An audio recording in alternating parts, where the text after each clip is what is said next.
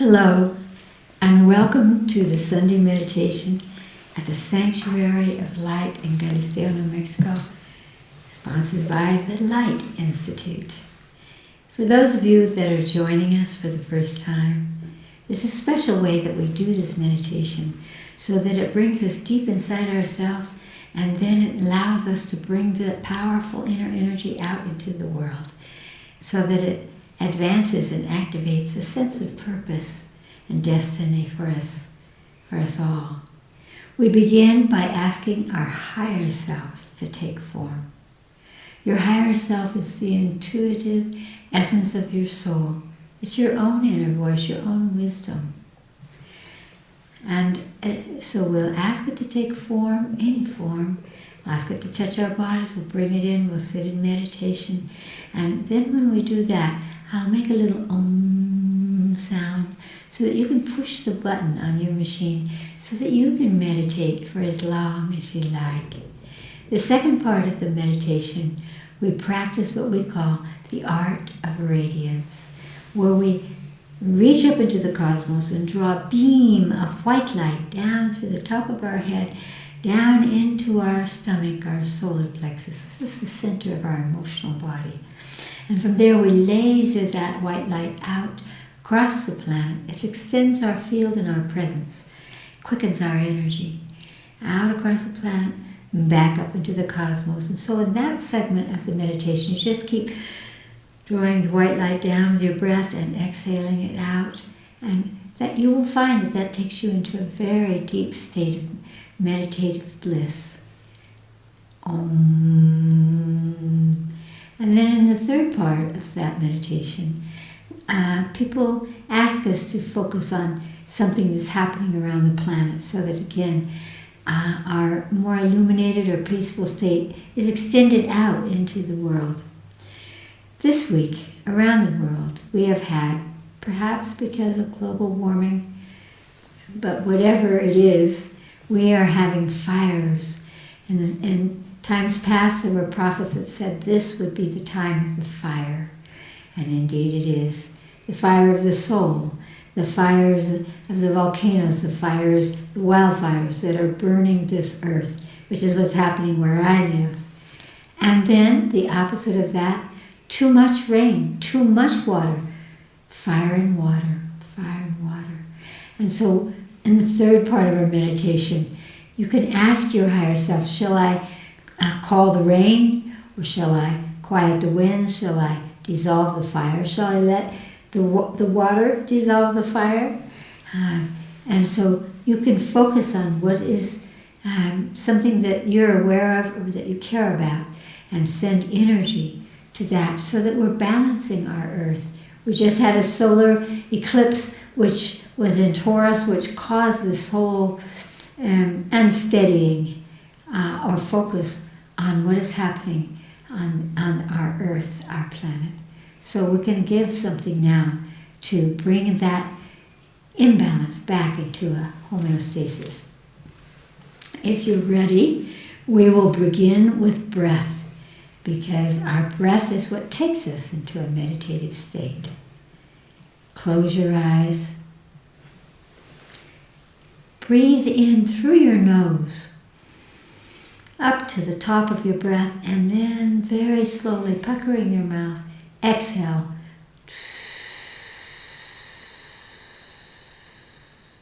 When you exhale, it slows the brain. It brings you into a meditative state. Once again, breathe in through your nose and exhale slowly. Feel that vibration moving through your mouth. And now ask your higher self, the intuitive essence of your soul, your own inner voice, to take a form for you. It could be a being or a light, a tree, an animal, even an equation. Ask your higher self to take the form that will serve you at this moment.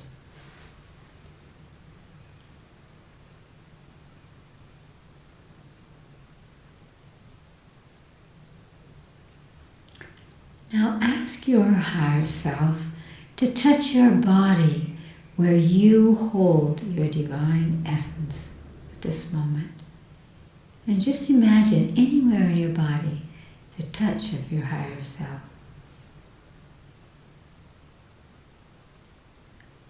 Once you imagine that touch, then begin to breathe in and out through that touch. And now draw your higher self into your body, wherever that's been. Feel as if you're pulling that form of your higher self into you, and then you're going to sit in meditation at your own higher self frequency. Om.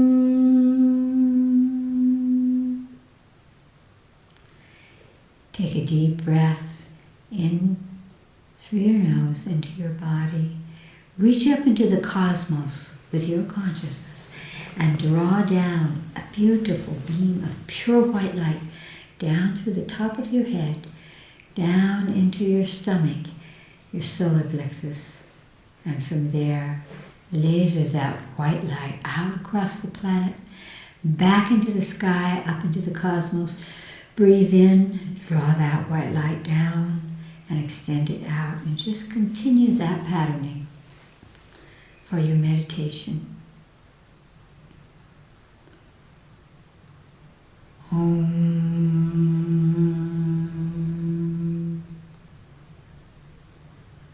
Take a deep breath into your body and feel these two elements, the water and the fire and the water.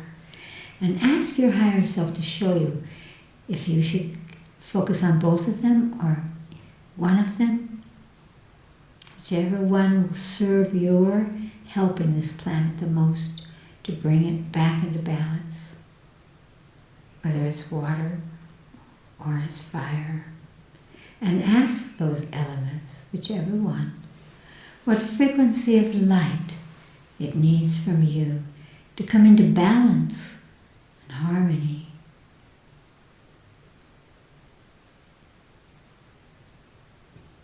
Whichever one comes to the fore.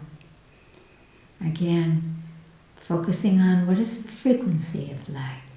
Color, light itself is the cosmic language of communication. Everything is made of light.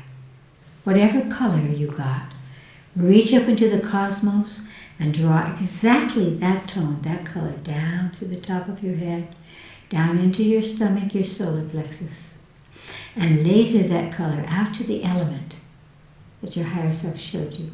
And feel as if that frequency of light, that color, is penetrating the element, calming it, bringing it back into balance. Therefore protecting the earth and the life forms upon the earth. Just keep drawing the color in, extending it out to the element, fire. Calm the winds, calm the fire with that color. Water. Release the rain, or extend the rain into parts of our earth that are in drought, that need the rain.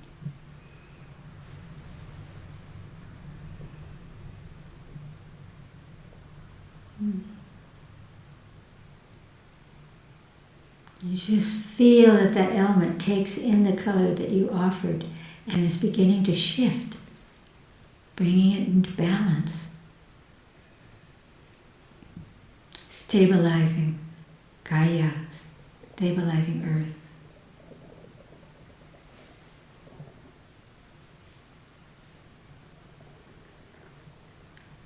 Take a deep breath into your body and open your eyes. Thank you for that. This earth needs it. We actually have a second part to this meditation. It's called Knowings.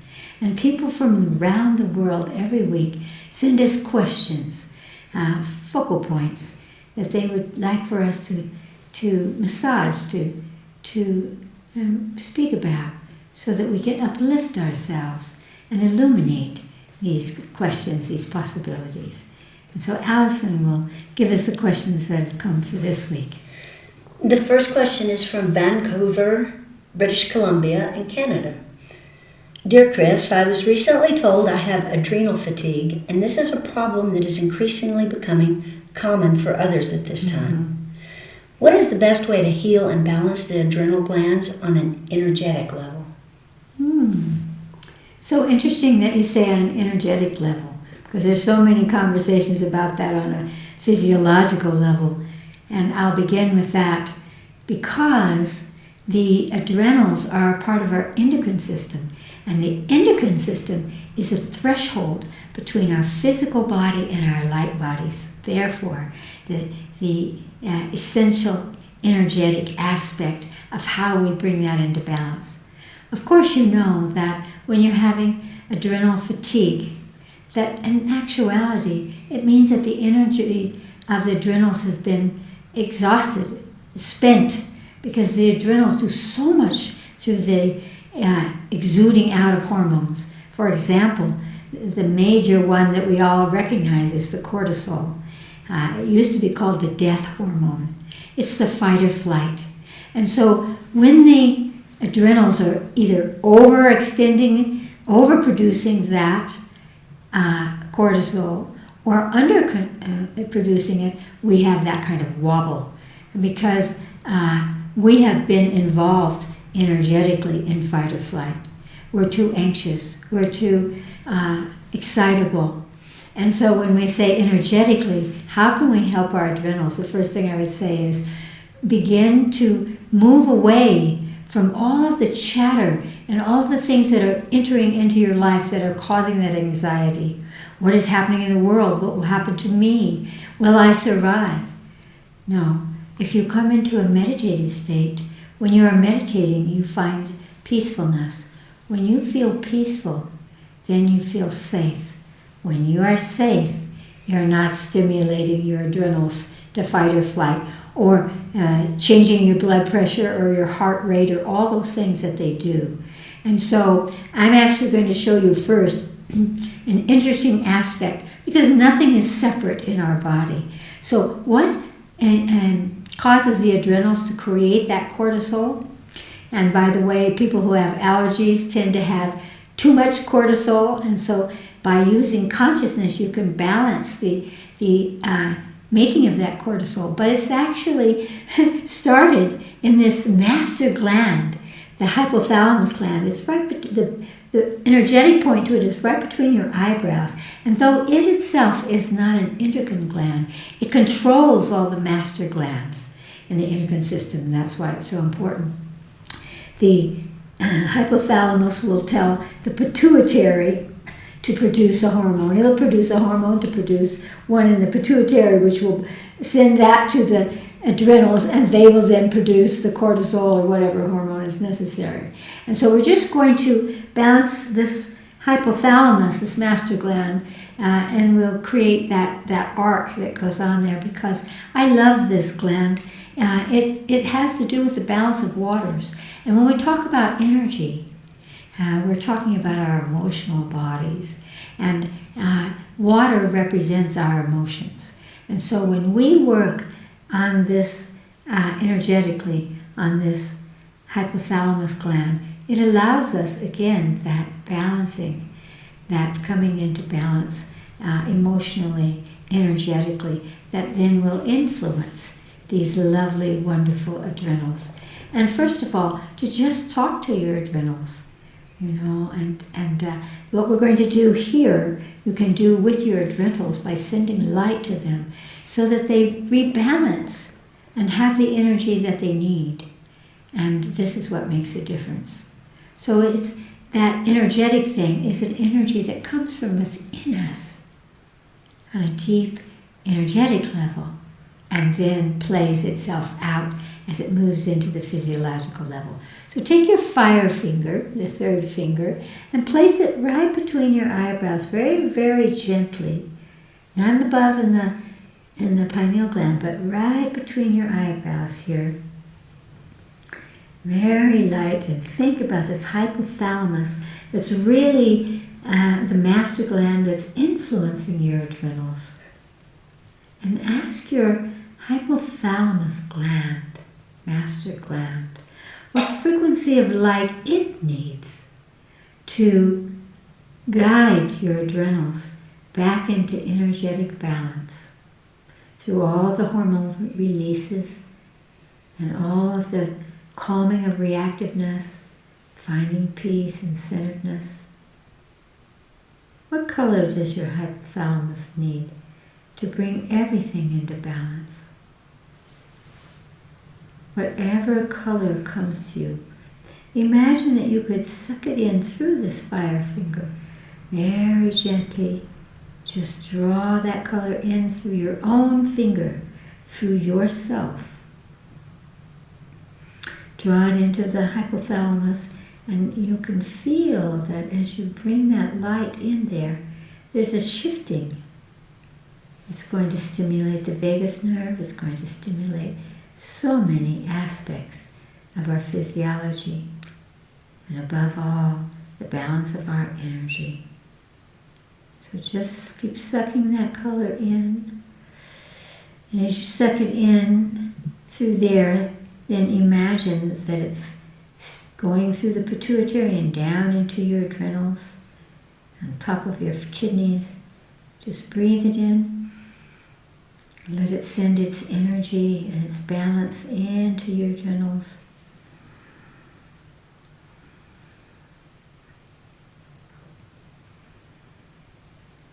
That's it.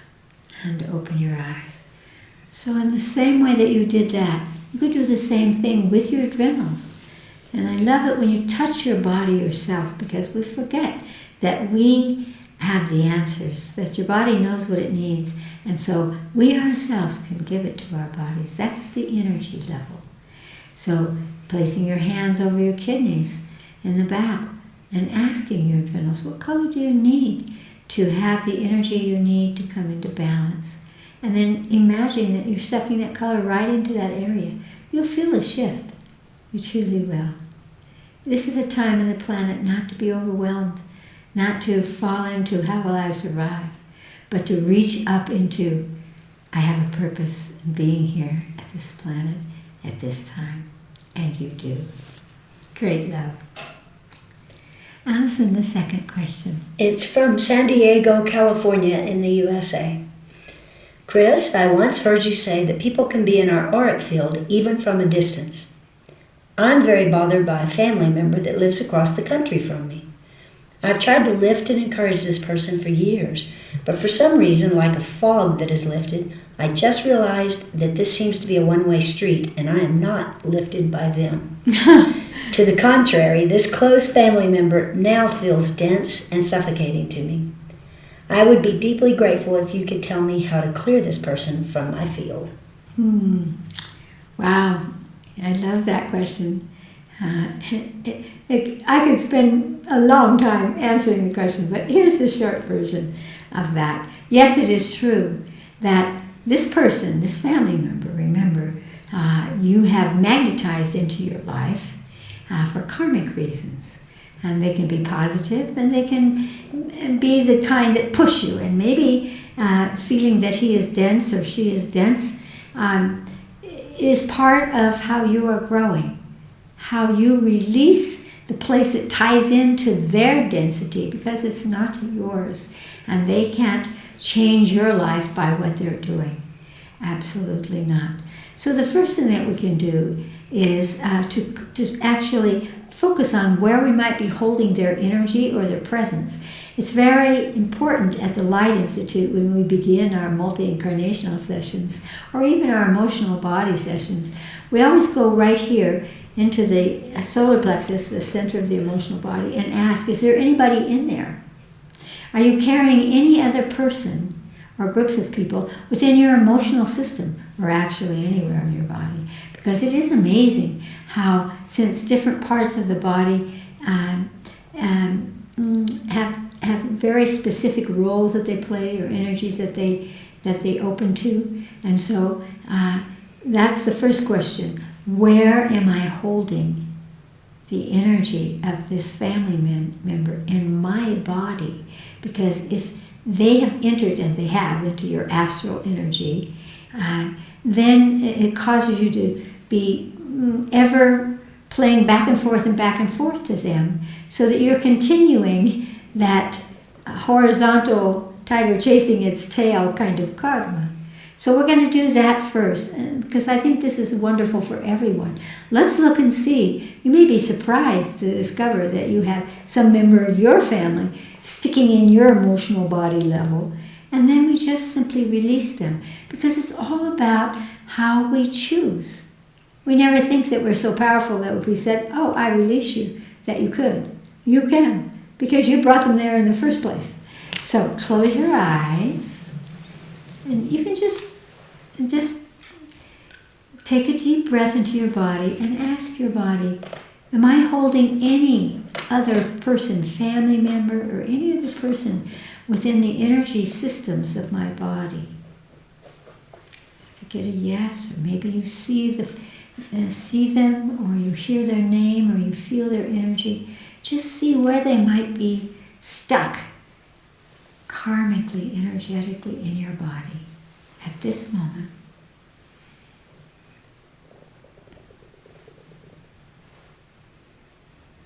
See what you get. I think everyone has somebody that they are still playing off of. Might have been someone in your childhood, a family member that you're still in some way, even unconsciously, carrying on conversations or repeating events with them. So if someone has come into your mind's eye now, notice where are they in your solar plexus, your heart, your genitals, your knees, all your kidneys, all these places, your face, that are specific to karmic relations. See where they are. Bring your conscious awareness into this place in your body where there's that residue or that energy that's theirs that doesn't belong to you, really. Bring them into your mind's eye and ask them, what frequency of light do you need to be released karmically from being stuck to me and I to you? Take the first color that comes into your consciousness. Reach up into the cosmos and draw exactly that color down and suck it into that place in your body where you're holding the residue or the energy, the psychic energy of this person. And feel this brilliant frequency of light penetrating and communicating, because that's what light does, communicating through this color that you have asked for. I set you free. So just keep drawing it in and allowing them to take it in. Notice where they take it into their bodies until you feel a shift. They may suddenly disappear, or you may feel a sort of unfolding, unwinding of the energy, and just keep sucking that energy in and directing it into them until they're unhooked, until they're released.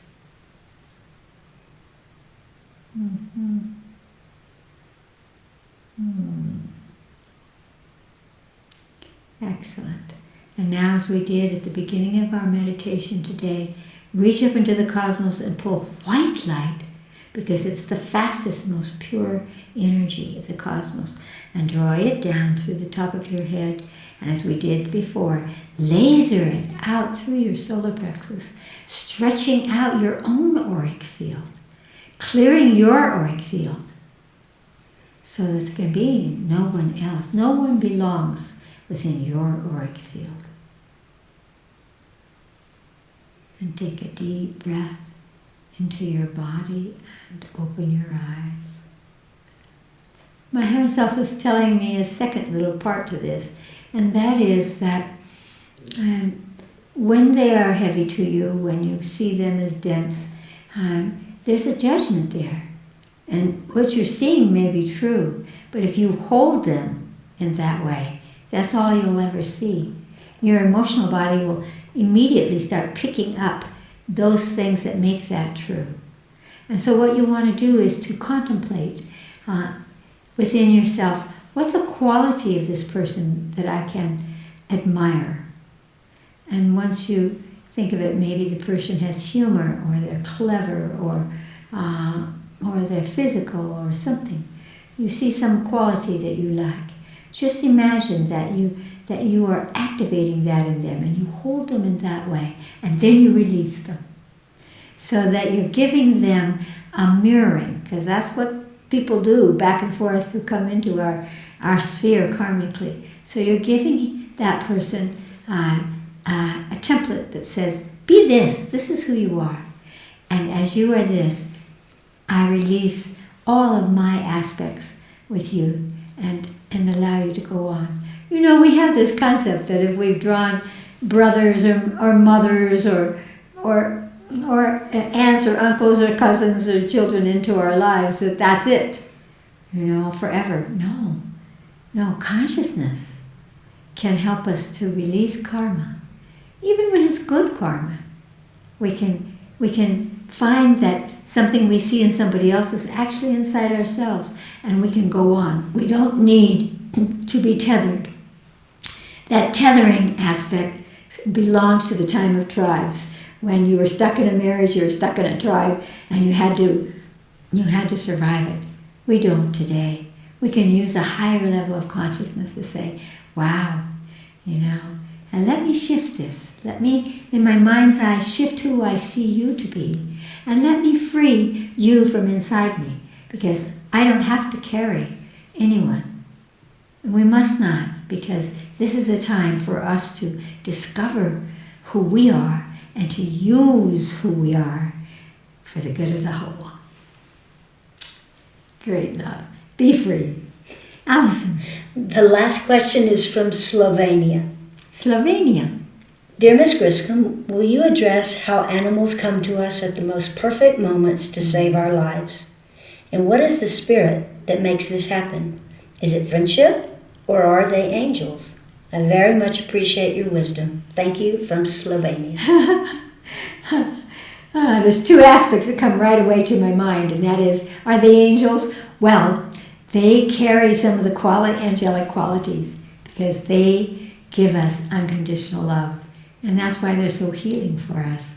They recognize, because they are in the astral, and angels are in the top level of astral, and our emotional energies are in the astral. The astral dimension is in simultaneous space with us, but it's like a veil. So we often don't see what is there or what's causing anything. And this is why your dog knows when you're coming home, your cat can talk to you, etc., etc. Because animals pull that astral energy. They open that astral sleeve for you, and that's how they communicate back and forth. They sense you. They feel you in the same way that you feel them. And that's why they're such great companions and such fabulous healing energies. But how do they come synergistically at that moment when you need the healing, when you need the comfort? We know statistically now that if you give an old person an animal, it actually lengthens their lives. Why? Because they have something to focus on, something that's loving, something that does give back to them. And so we can recognize that these animals are our true friends. But how they get to us? Our higher selves. Your higher self, again, is the intuitive essence of your soul that says, this is what you need at this moment. And that's why very often an animal just comes into our lives synergistically. We find them, or we go to a shelter to pick one up, or we see a puppy or a cat, and we're in the right place at the right time, and that animal calls to us.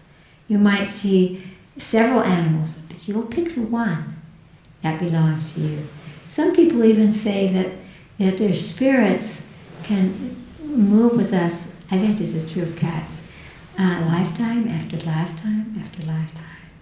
And so I would love to contemplate, for the sake and the care of animals, of the animal kingdom, that everyone had some kind of an animal in their lives, because there is something that crosses the barrier, the interspecies barrier, and touches the human heart. And so, angelic they are, unconditional they are, and a gift to you, and don't forget, a gift from you to each and all of them. Great love to you all.